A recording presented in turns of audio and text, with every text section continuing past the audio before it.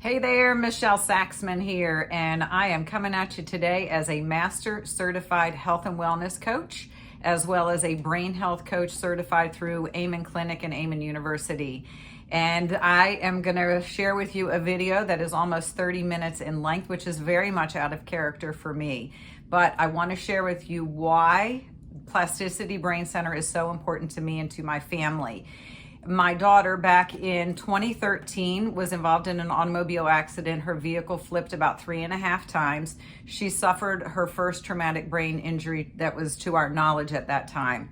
Then in May of 2016, she was a high-level volleyball player and she took a ball to the temple, suffered another traumatic brain injury. We did a lot of what I call local rehab work through the summer, got her back into her senior year of high school, going to school part-time. December of 2016, she was in a car accident. The airbag deployed and we suffered another traumatic brain injury. And this one was so debilitating, almost to the point that she really couldn't even be vertical for more than about 15 minutes.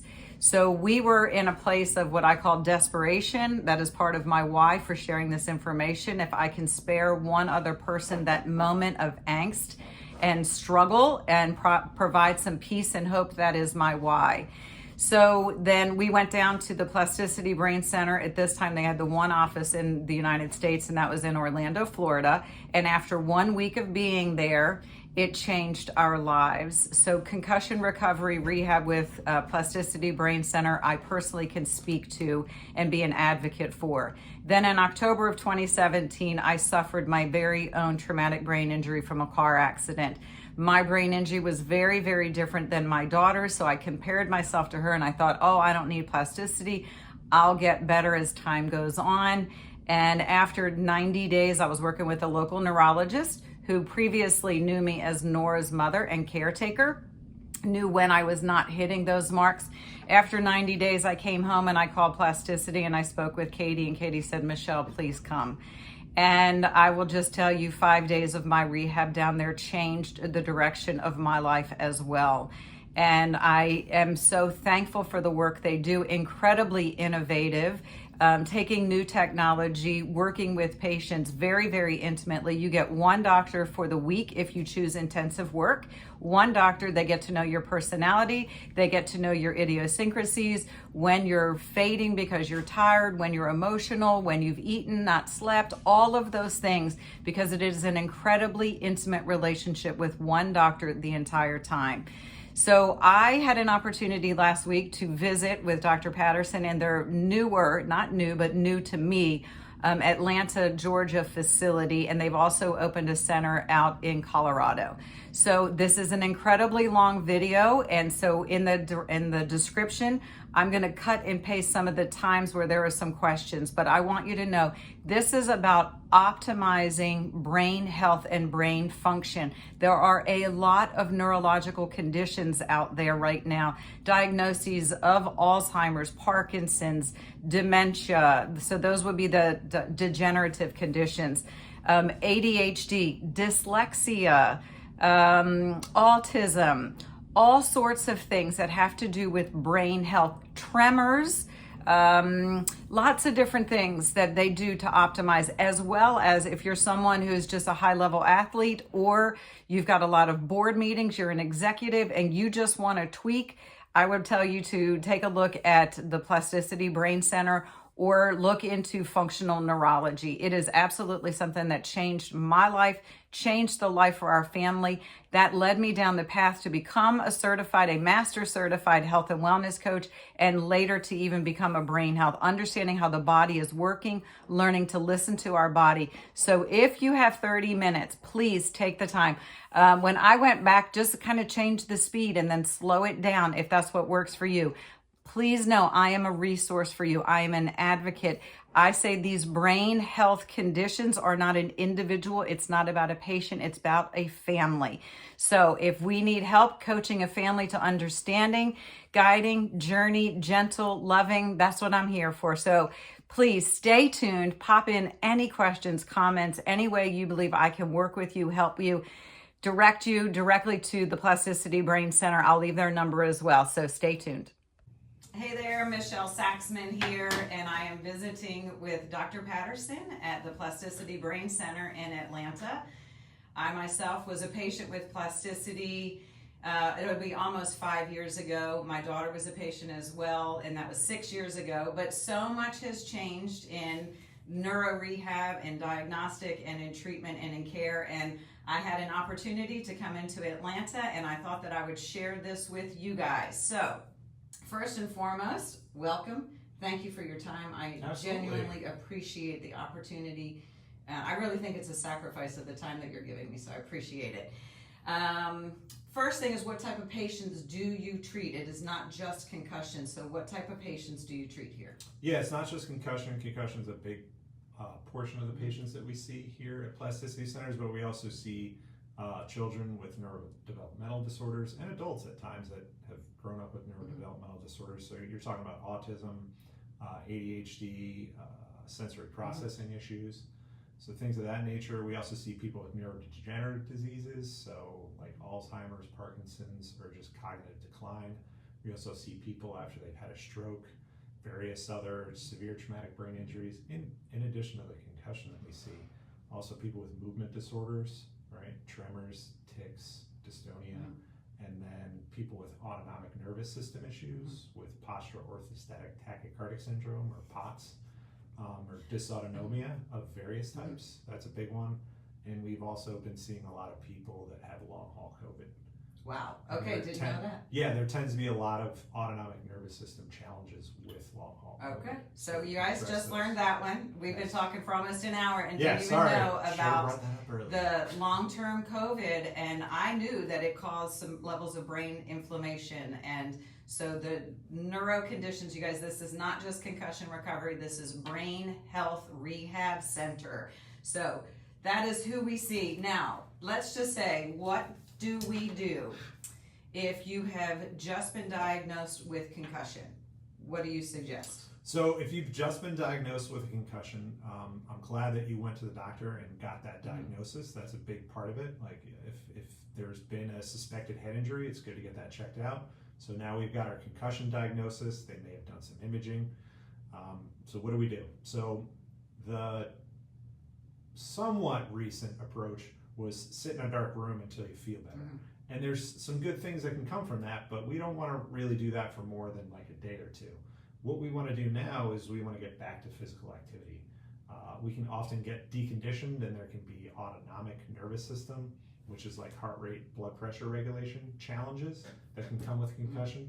But some of that can come too from getting deconditioned from a lot of rest with concussion. Rest is important, but we want to start walking and doing mild physical activity that we can tolerate without a spike in our symptoms within 24 to 48 hours to try and get up and move, because that movement is one of the things that feeds the brain and can help in that healing process. So it's not all about the rest, although, we don't want to do too much too soon, whether it's, load ourselves back up at work or go out and, if we're used to running 3 miles a day, maybe we don't want to do that right away, but we want to get some physical activity in for sure. And I mentioned earlier that even just being on the floor on hands and knees, if you just have to be lifting arms and legs and working on balance, or laying on your back and moving different parts of the body, but getting the body back in motion. And 5 years ago, 6 years ago, when concussions were in our family and in our home, really and truly the isolation and the rest and reducing stimulation. But now it's really kind of changed, and getting the brain back in motion, the body back in motion. We don't want the neurotransmitters to be too still, too suppressed. So a little bit of engagement is really important. Now, how about my child was just diagnosed with autism? So if your child was just diagnosed with autism, we're going to want to start to gather our team. There's going to be multiple practitioners that are most likely going to be involved. We're probably going to want to do some occupational therapy. We're going to want to do maybe physical therapy. We want to make sure that getting that diagnosis is part of it, right? And that's based on behavioral attributes, right? Like how much social interaction, how much eye contact, how much social reciprocity. These are all factors that can lead to a diagnosis of autism. But we also want to figure out, are there sensory sensitivities in there, right? what types of communication challenges are we having? And that's where it can be helpful to start to gather that team, whether it's occupational therapy or coming to see us at Plasticity Centers, to start gathering that team together. And then we want to do whatever we can to get brain function back online. There may be some dietary changes that we want to make.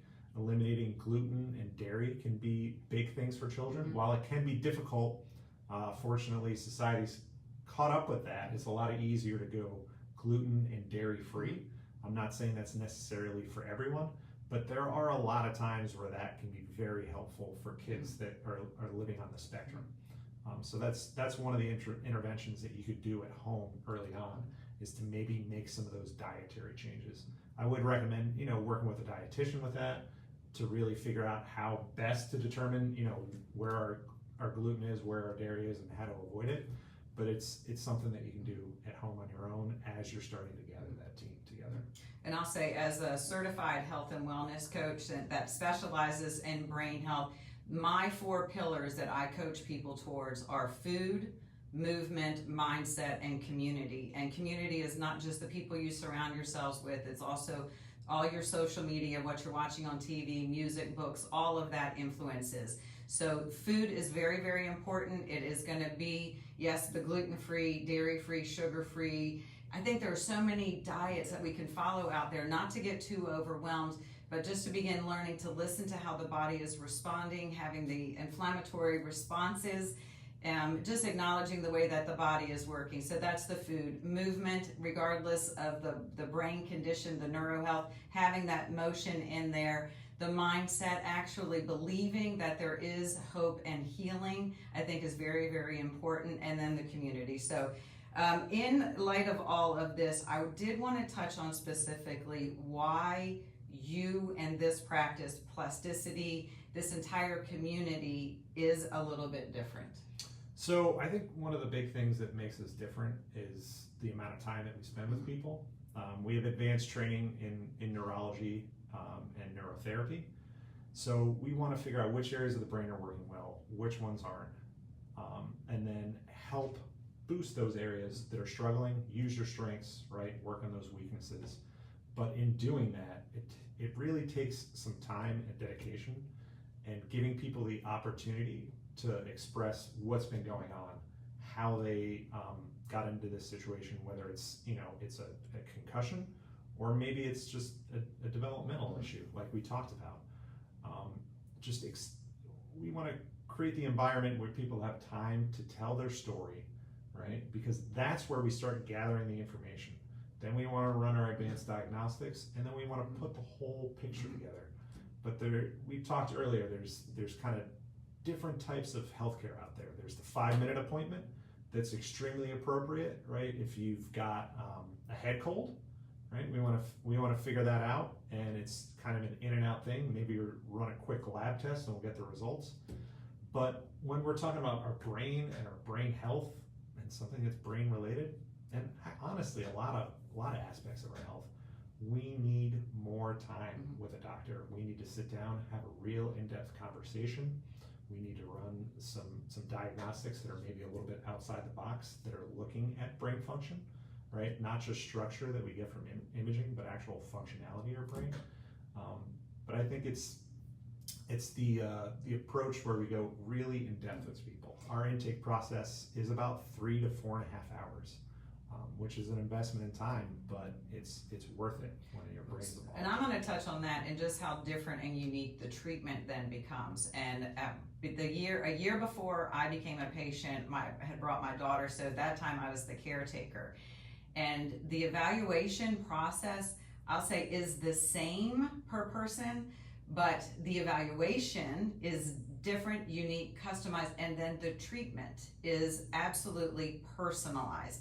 So to say that if you've had a concussion, it's just like everyone else's. If you have been diagnosed with even Parkinson's, autism, any of these things, it's not a one and done. There is not just one solution and one treatment. It is absolutely customized. And even the way you use the equipment here is personalized. I said the D2, the way you use the D2 machine in therapy for my daughter was very different than the way it was used for me. Yeah, we might do that activity in different visual fields. We have our rotational chair. Some patients, we rotate them to the right, and that works out really well for them. Whereas if we rotate them to the left, the subtle findings that we're tracking, we may see a decrease in those findings. Like, nope, we're not going in that direction. We're going back to the right. So we're tracking and monitoring progress constantly too. I think that's what makes us a little bit different, is the frequency that we look at things. It's like, okay, we did a couple interventions with you. Let's recheck a couple things. Are we heading in the right direction? Let's not wait 2, 3, 4 weeks to do a reassessment. Let's reassess as we're going so that we can change our activities with you, figure out what works best, and then change and adapt them as your brain changes and adapts and gets better. I do want to speak personal experience. When you come to a treatment center like this, you will notice changes and differences in your first day. By the end of your first day, you will notice that things are a little bit different.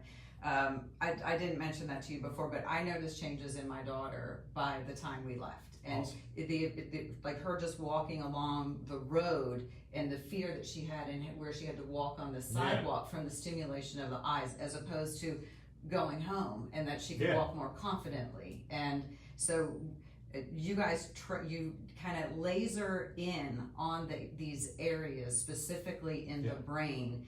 And I feel like you also have a way of assessing a hierarchy of need. And you're like, we'll hit this one first. We see this as a problem, but this is going to be the primary, then the secondary, then the tertiary. And acknowledging that there's a rhythm to the brain and the time and the treatment. Yeah, we want to build a strong foundation. So sometimes we have to hit those foundational elements. You know, the autonomic nervous system that regulates heart rate, blood pressure, breathing, all those automatic functions that we kind of take for granted. Like, that's often the foundation for people, because if we're not getting good fuel to our system, both in oxygen and nutrients, then, you know, what are we going to build the rest of that foundation on if we're not getting the raw materials that we need? So it's about doing the right things at the right time as well. Even though we may have a pretty good list of things that we want to work on, we got to hit our specific treatment goals in a very specialized order for each individual to make sure that they're hitting their ultimate goals. You know, what we really care about, what we came for.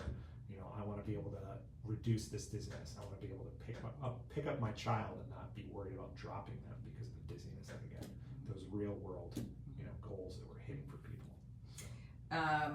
The next thing I had was on co-management. Oh, no, actually, as we're talking about that, we discussed that there have been some changes, if you will, in the last 5 years. One of them is in diagnostic. You've added a few more tools to the diagnostic. And then in the treatment, I'll say the two things I can think of right now, and I know there's a third one, is HBOT, is this newer one that's here. Hyperbaric oxygen therapy, lights, and then... Yes, photobiomodulation, or kind of light therapy, whether it's with like a cold laser, or there's... That's it. Cold laser was the other one. Go ahead. Other types of red light. Yeah, but it just continues to evolve. And I think brain health and wellness is a focus in our culture right now, because so many people are being diagnosed with autism. So many people are encountering the dementia, Alzheimer's. And now, as I just learned, we're dealing with kind of this long COVID and conditions with that. So the focus on brain health and how critical it is to the overall function. And for me, it's really about having the hope and healing, and acknowledging that this is where we are, but this isn't where we have to stay, and that there are alternative therapies. So we talked about co-management. Who else do you work with in putting this team together of care? So with co-management, we often manage cases with physical therapists, with medical neurologists, occupational therapists. A real big one too is licensed professional counselors, coaches such as yourself, because we need to, you know, we can prescribe things for people. With everyone, we're creating home exercise, customized programs, and we keep in touch with people, but it's good to have somebody in your corner to get you through some of the more day-to-day things and help you with strategies as far as how to get things done. And to be honest with you, I say it to a lot of my patients, because most of our patients have been to see like 5, 6, 7, 8 other doctors. And they've been dealing with this for years, with whatever their challenge is. If you're not at that point frustrated, upset, angry, if you're not those things, there's probably something wrong with you, because it'd be only natural that you have that. And oftentimes there's a traumatic event that precipitated where your brain function is at today. And we need to be able to process that, and we need to be able to come up with good strategies when those negative thought patterns come in to reduce those things, calm those things down, or just not get ourselves in those situations where our triggers are. And that's where working with a brain coach, right, a brain health coach, or a licensed professional counselor oftentimes, or a psychiatrist or a psychologist, like that is a key. It's a team approach. Yeah, especially in the realm of concussion. Like it's a big team approach, so we're big on that. Because I think sometimes with concussion, we don't connect that there are then these behavior problems, whether they're high risk or I've talked to people, and it doesn't scare me being suicidal and extremely depressed, or the anxiety and the depression going together, and not linking it to the brain health, the total thing, and acknowledging that sometimes it's in the neurochemistry, sometimes it's in the neuropathways. Yes, there's areas of the brain that feed in. There's your limbic emotional system. And then there's other areas of the brain that are very heavily tied into that, such as the top part of your brainstem called your midbrain or mesencephalon. They're like brother and sister, right? The limbic system and the top part of the brainstem. And interestingly, the top part of the brainstem helps regulate or influence the autonomic nervous system. You can have any one of those kids does something, they break the vase. You don't know who broke the vase. Mom or dad has to come in and regulate the situation, but they can irritate each other. And you can have two kids in a really good mood, and the limbic emotional system gets irritated, and then it wreaks havoc on that top part of the brainstem and the autonomic nervous system. Or you can have an autonomic nervous system challenge, and that irritates the top part of the brainstem, which then irritates the limbic emotional system. And it's this interplay, and sometimes dad and mom, the frontal lobes, need to come in and regulate that whole scenario. So there's this delicate interplay, right? So that's why co-management can be really important from a psychiatric or psychological, right, or mental emotional realm, because that limbic system, that emotional system, can come in and it can wreak havoc. That's going to irritate those other areas of your brain that are going to affect your day-to-day function. So it's huge. It is all a process, and I like to say some people feel like, and I'm not into self-diagnosis, but I will have to say, it doesn't take a diagnosis of a concussion, because I like to say sometimes it's just acknowledging the vase was broken, the snow globe has been shaken, and then it's kind of a cascade of effects. So I think it's really important to have someone in your life that can really kind of hold you accountable to moods, not being angry right back at you, but just acknowledging I think all of this is a journey of self-awareness. And being able to say, oh, you know what, sometimes we're in a place where we can't take ownership of our behaviors, and we're just flying off. But if you have someone in a loving way that can say, hey, you know what I've noticed ever since you fell off the ladder, or I'll take another example that you and I had talked about. People will fall hard enough to break their wrist. They will fall hard enough to break their hip, and no one is paying attention to how the snow globe was shaken, but they're noticing changes in behavior. They're noticing changes in their weight. I've gained weight. I've lost weight. I don't understand. There's that too. And we go into actually how the body is just naturally responding to some of these injuries when the vase gets broken. Yeah, and you brought up a great point. I mean, that's that community aspect where it's the loved ones around you. They notice things, right? And they're like, this isn't quite the same. Right? And then we need to take a closer look at this, even if it, like you said, it was like maybe you had a fall and you broke your ankle, right? Or even just a nasty ankle sprain, but you came down hard. It's not all big hits on the football field or car accidents. Some of the patients that we've seen, they hit turbulence on the airplane and they just bump their head on the overhead compartment, and it's like that's happened before, but it's different now. And it's one of the unfair things about concussion is that sometimes it's the small hits that really just do not make sense. That why am I having such a high level of issues after this seemingly small hit? But it's tough to know. Sometimes you've had a bunch of seemingly small hits before, and sometimes it's just you got hit at just the right angle, and the snow globe gets shaken. and it's not always this vigorous shake that's we stereotypically think of like a big hit on the football field. So, all right, well, I'm going to wrap this up. I want to thank you all for joining us today. And if you know someone who is either dealing with long COVID, someone who has suffered a concussion or any sort of shaking the snow globe, a broken limb in another way, that then they're having seen some changes in their personality, autism, dementia, stroke. I will say, I don't think that there is one person on this planet that has not shaken their snow globe. I'm not going to call it a brain injury, but that has done something that kind of alters the way their brain is currently functioning. So acknowledging that is out there, that there are communities for healing and hope, teams that are willing to work together. One final thing I forgot to ask you, intensive versus extensive treatments. No, that's a really good point. So we're known for our intensive program. As a company, it's interesting. Normally, you open up a clinic and you start to see people in your local community.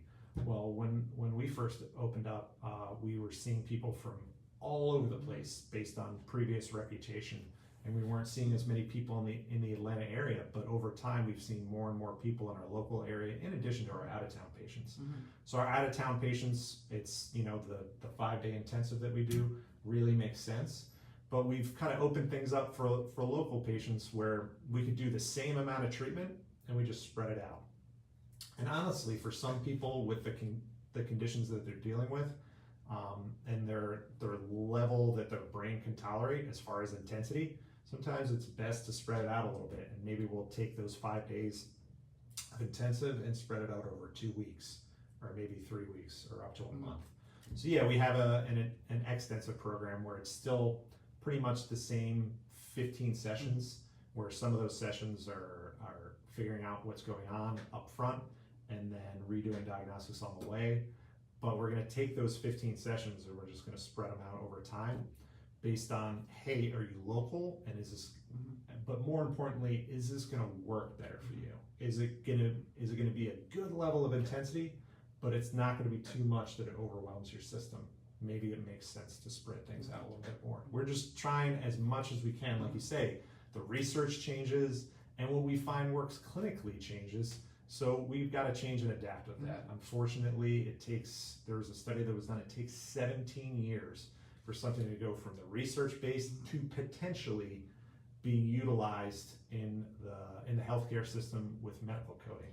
And that's one of the things that makes us different as well, is we're trying to pull the more contemporary research as it's coming out and change and adapt what we're doing, because this is what makes sense, right? And not necessarily waiting 17 years for it to pop up in the medical coding system and then jumping on it, right? We just unfortunately found out that Alzheimer's research may not be what we once thought it was, and that's kind of breaking news just recently, right? So do we want to rely on those therapies that was based on that research, or do we want to use the more contemporary stuff?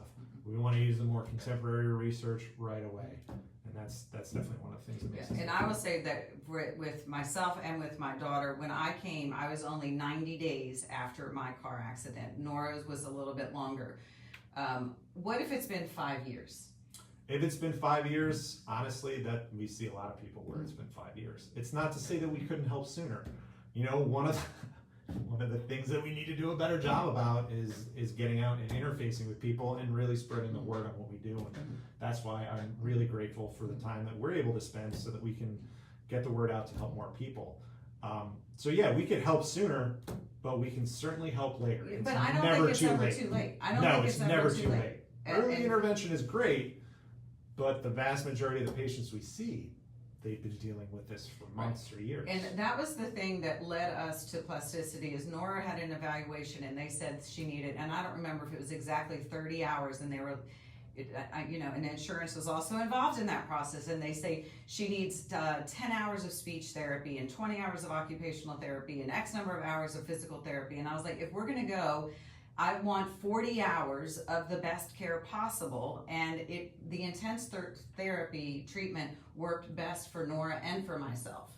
But then there's still work that we have to do when we go home. Yeah. And it creates a lifestyle. And I like to say that concussion, autism, Alzheimer's, They are not a patient problem. They are a family circumstance, and making sure that we're staying educated and supported throughout the process. And I know that is why I became a health and wellness coach, is to continue to kind of be a support system and reflect back what you're going through to the families. It's not just about what the individual is going through, it is how the family can support all of this for the greatest hope, health, and healing. Yeah. All right, so anything else that you wanted to touch on today? Yeah, Okay. the one thing I'd like to add, Oops, sorry. we kind of touched on it a little bit there, like, is it ever too late? Just know that it's not too late, that there is hope. Where you are today is not necessarily your new normal. It's where you're at today, but there's changes that can be made. Yes. And even if you've been to see 5, 6, 7 other doctors, I would argue you need a closer look. That's definitely one of the things that makes us different. There's far too many times where I hear from patients that they feel like they hadn't been heard with the doctors that they've seen, and that it was a 5-minute appointment and it's not addressing their issue. If you've been dealing with something for months or years, or you've had an injury to your brain, you deserve a closer look. You need the time and attention. You need to be heard. Your story needs to be heard, because that's going to give us a tremendous amount of information to be able to help you. I think one of the things that I have valued most about my relationship with Plasticity over the 6 years actually, is that they're not interested in taking your money or wasting your time. If they believe they can help you, they want to become a partner in your journey. If they do not believe that the services that they have, they are not going to accept you into the program. They really want to set everyone up for success. So that's all I have for today. I think that you and I will be staying in touch and doing a few more long-distance Zooms and getting more education and information out there. So thank you so much for your time. There's a lot more to talk about, so I look forward to doing that. And if you're out there and you feel like you need help, we're here. We do complimentary consultations. I would love to learn more about what you've been dealing with, and let's figure out some next steps to help. All right, we'll make sure that those links and contacts, phone numbers, emails, whatever it is, are going to be down in the link below or in the comments. I will make sure to get that information out there for you guys. Thank you so much for your time. Talk to you soon. Bye-bye.